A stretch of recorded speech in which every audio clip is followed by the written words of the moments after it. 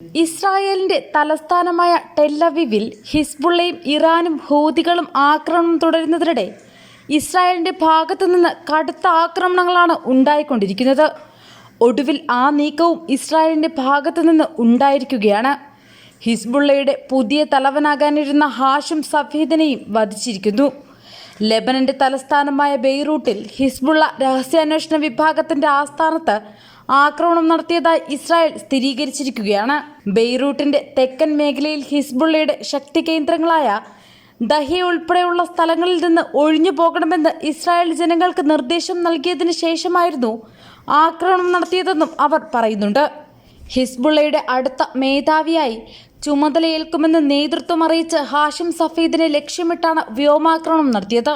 ഇവിടെ ഒരു ഭൂഗർഭ ബങ്കറിനുള്ളിൽ സഫീദിൻ ഒളിവിൽ കഴിയുന്നുണ്ടെന്ന് രഹസ്യവിവരം ലഭിച്ചതിന് പിന്നാലെയായിരുന്നു ആക്രമണം. ഹസൻ നസ്രല്ലയുടെ പിൻഗാമിയായി ഹാഷിം സഫീദിൻ ചുമതലയേൽക്കുമെന്ന് കഴിഞ്ഞ ദിവസം ഹിസ്ബുള്ള പ്രഖ്യാപിച്ചിരുന്നു.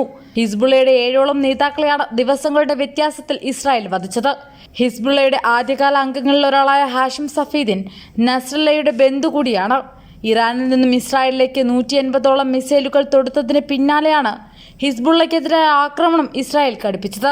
ആക്രമണത്തിന് ശക്തമായ തിരിച്ചടി നൽകുമെന്ന് ഇസ്രായേലും സഖ്യകക്ഷിയായ അമേരിക്കയും അറിയിച്ചിട്ടുണ്ട്.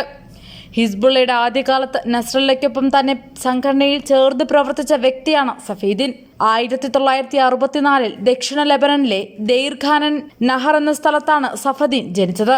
1990 ഇറാനിൽ തന്റെ പഠനം പൂർത്തിയാക്കി ബെയ്റൂട്ടിലെത്തിയതിന് പിന്നാലെ തന്നെ നസ്രല്ലയ്ക്കൊപ്പം പ്രവർത്തനം തുടങ്ങി. ഹിസ്ബുള്ളയുടെ രാഷ്ട്രീയ കാര്യങ്ങളുടെ മേൽനോട്ടം വഹിച്ചു വരികയായിരുന്നു. ഗ്രൂപ്പിന്റെ ജിഹാദ് കൗൺസിൽ അംഗം കൂടിയാണ് സഫീദിൻ. സംഘടനയുടെ സൈനിക കാര്യങ്ങളുടെ ചുമതലയാണ് ജിഹാദ് കൗൺസിലിനുള്ളത്. കഴിഞ്ഞ 30 വർഷമായി ഹിസ്ബുള്ളയുടെ സിവിലിയൻ ഓപ്പറേഷനുകൾ, വിദ്യാഭ്യാസ സംവിധാനങ്ങൾ, സാമ്പത്തിക കാര്യങ്ങൾ എന്നിവയുമെല്ലാം മേൽനോട്ടം വഹിച്ചിട്ടുണ്ട് സഫീദിൻ. സംഘടനയുടെ തന്ത്രപരമായ കാര്യങ്ങളായിരുന്നു നസ്രല്ലയുടെ ചുമതല. നസ്രല്ലയിൽ നിന്ന് വ്യത്യസ്തമായി ഏറെക്കാലം ഇദ്ദേഹം ഒളിവിലായിരുന്നു.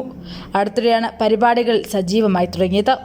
US നയങ്ങളുടെ കൊടിയ വിമർശകൻ കൂടിയാണ് സഫീദിൻ. 2017 US തീവ്രവാദികളുടെ പട്ടികയിൽ സഫീദിനെ ഉൾപ്പെടുത്തിയിരുന്നു.